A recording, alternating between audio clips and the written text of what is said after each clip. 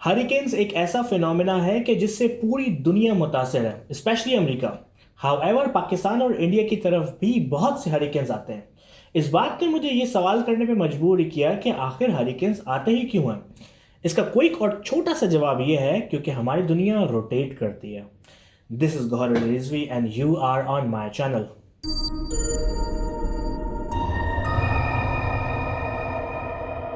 यह है हमारी दुनिया। इसके बीच वाले हिस्से को इक्वेटर कहते हैं। ये यूजली हरा भरा ही रहता है क्योंकि यहाँ बहुत बारिशें होती हैं, तूफान और कड़कते हुए बादल भी रहते हैं।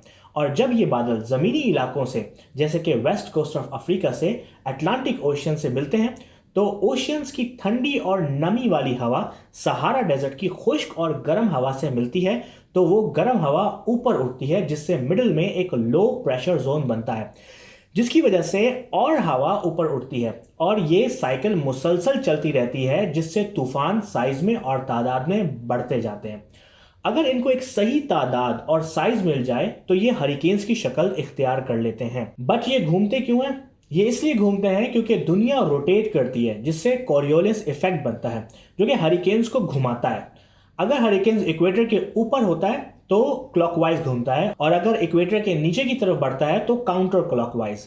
बहुत सारे उनसर के साथ साथ ये जमीन की रोटेशन भी है जो कि हरिकेन्स को बढ़ने में और ताकतवर होने में और इसकी हरकत में हेल्प करती है। ये एक बहुत ही अहम पॉइंट है जिससे हमें ये पता लगता है कि सच में हमारी दुनिया रोटेट करती है। अगर हरिकेन के रास्ते में कोई जमीनी हिस्सा ना आए तो हरिकेन्स बढ़ते ही जाते हैं, और जब वो किसी जमीनी इलाके से टकराते हैं तो बहुत ही ज्यादा तबाही का बायस बनते हैं।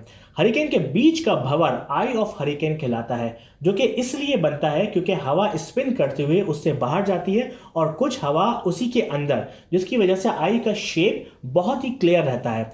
एंड आई वॉल वो हिस्सा है जो कि सबसे ज्यादा वायलेंट होता है हरिकेन का।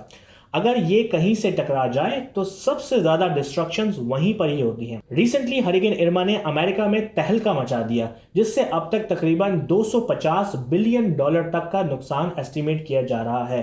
पाकिस्तान में भी हरिकेन्स का खतरा रहता है, लेकिन हमारी तरफ इतने हरिकेन्स नहीं आते क्योंकि पाकिस्तान की लोकेशन इस तरह की है कि इसके करीब बढ़ने वाले हरिकेन्स सिंध की तरफ आते आते ऑटोमेटिकली गुजरात, इंडिया की तरफ बढ़ जाते हैं। इस फोटो में देखा जा सकता है कि किस तरह पाकिस्तान की पोजीशन की वजह से छोटे हरिकेन्स इंडिया की तरफ मुड़ जाते हैं। इनकी एक्टिविटी इंडिया के इर्द गिर्द ज्यादा रहती है, लेकिन अगर हरिकेन्स बड़ा हो जाए जैसे कि कैटेगरी 5 का, तो पाकिस्तान इसकी लपेट में आ सकता है।